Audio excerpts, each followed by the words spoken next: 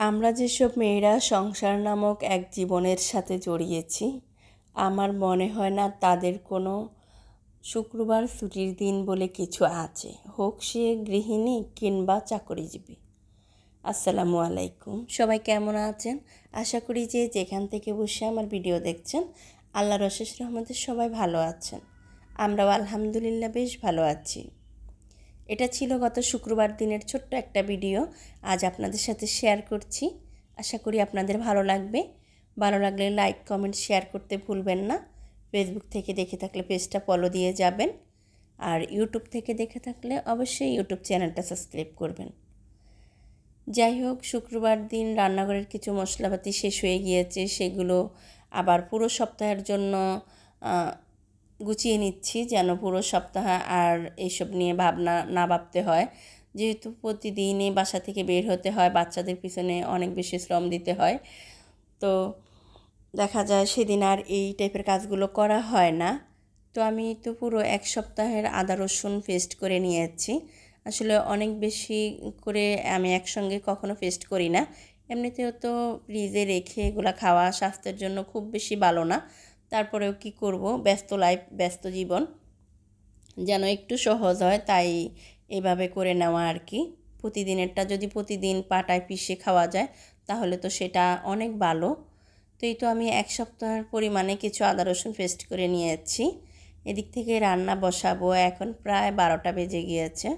শুক্রবার যেহেতু বাচ্চারা বাসায় আছে, তো ও নামাজে যাবে, গোসল টোসল করে রেডি হয়ে বসে আছে, কিছু সময় পরে যাবে। তো এর মধ্যে আমি ওকে একটু ফ্রুটস কেটে দিচ্ছি আর কি। ওকে আবার সব কিছু গুছিয়ে সামনে না নিয়ে দিলে কিন্তু ও খায় না।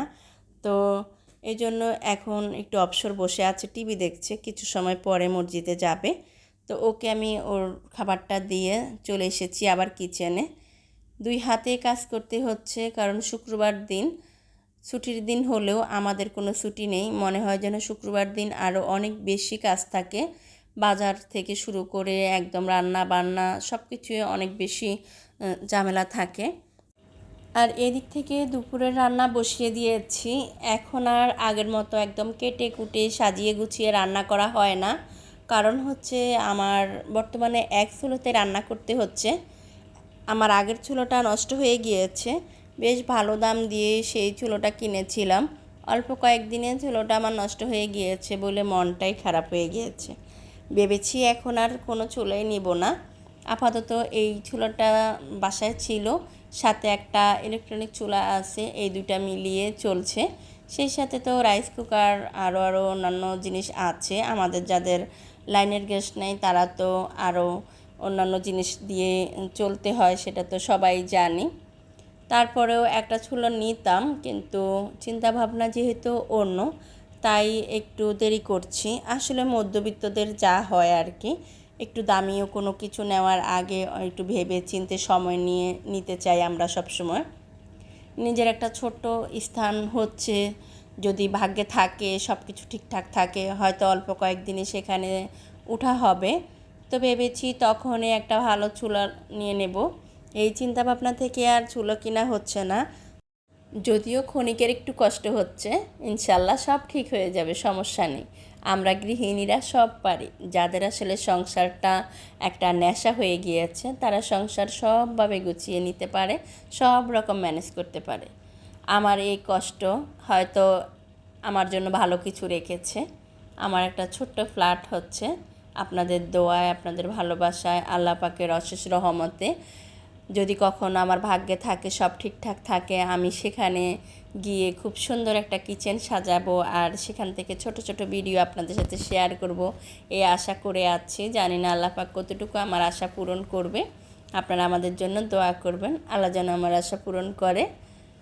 আর এই তো এদিক থেকে আমি মাছগুলো সব গুছিয়ে নিয়েছি, আর একটা মাছ একবারে ভালো করে লবণ দিয়ে খুব সময় নিয়ে ক্লিন করে রাখছি, যেন এক সপ্তাহ আর মানে মাছ ক্লিন করার ঝামেলা না থাকে, সেভাবে নিচ্ছি। আমি তো সময় পেলে এক সপ্তাহের মাছ একবারে ভেজে তারপরে বক্স করে রাখি, তবে আজ আর সেটা হচ্ছে না, যেহেতু খালা চলে এসেছে। কারণ হচ্ছে উনি আমাকে একদমই সময় দিবে না। দেখা যাবে মাছগুলো ভাজতে ভাজতে ওনার গরমোচা শেষ হয়ে যাবে, এতে করে যে মাছ ভাজার একটা তেল চিটচিটে ভাব সেটা থেকে যাবে।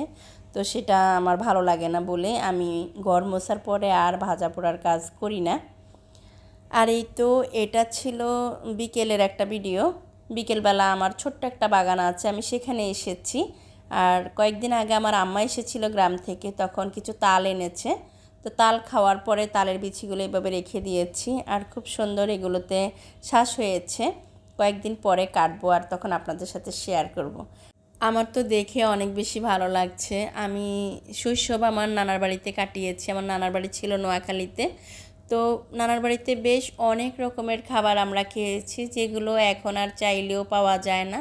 তো বেশ অনেক দিন পর আমি আবারও এই তালের শ্বাসটা হাতের কাছে পেয়েছি, আর এটা আবারও কাটবো নিজের হাতে, আমার ছেলে মেয়েদেরকে খাওয়াবো। ওরা কখনো খায়নি, ওরা শুধু বলে এটা কি করবা।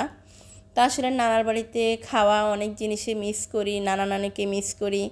ওখানকার অনেক সুন্দর মুহূর্ত আমাদের জীবনে ছিল, সেগুলো এখন আর কিছুই নেই, শুধু স্মৃতি হয়ে গিয়েছে।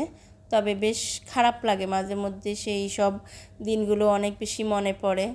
আমার আম্মা আল্লাহর মেহমান হয়ে চলে গিয়েছে, নানা নানিও চলে গিয়েছে।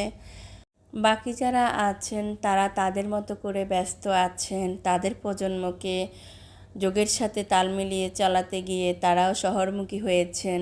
তবে এখনও আমার নানার রেখে যাওয়া সব কিছু আছে। আমার মামারা সহজে কোনো কিছু নষ্ট করে না, তবে পরিচর্যার অভাবে সেগুলো প্রাণ হারিয়েছে, এই আর কি।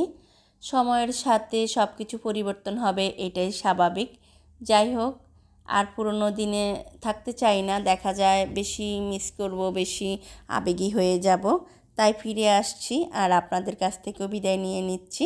দেখা হবে পরবর্তী ভিডিওতে। আল্লাহ হাফিজ, আসসালামু আলাইকুম।